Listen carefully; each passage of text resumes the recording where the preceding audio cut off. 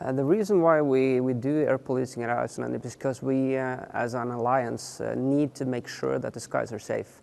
And Iceland does not have its own air force, so Norway has been involved in this since about 2008. And historically as well, we have ties with Iceland that are important. So for Norway, it is important to be at Iceland with the fighters and make sure that the skies around and above Iceland are safe on behalf of NATO. This deployment is unique because this is the first time Norway deploys out of country with F-35. And the way we've chosen to do it is actually to deploy with the kit we need to support a full squadron, even though we're only here with 4 jets, of which 2 are on alert. Vi her nå på Keflavik. Vi her med 4 F-35, hvorav 2 står på beredskap for NATO.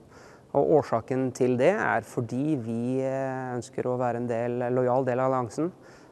Island har ikke sitt eget forsvar.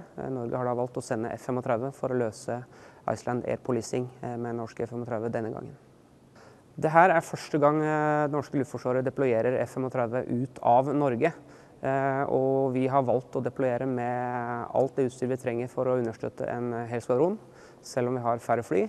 Og det gjør vi fordi vi tror det ligger veldig mye læring i denne deployeringen som vi kan ta med oss neste gang vi deployerer. So here in Iceland we don't have our own military, but the closest thing we have is the Icelandic Coast Guard.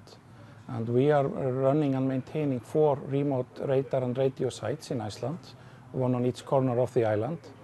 Here in Control and Reporting Center Keflavik, we have all the systems needed, all the air defense systems and the NATO information systems that we maintain here. The air defense system processes all the radar data, and our Icelandic Coast Guard surveillance operators, they identify all aircraft that fly into the area.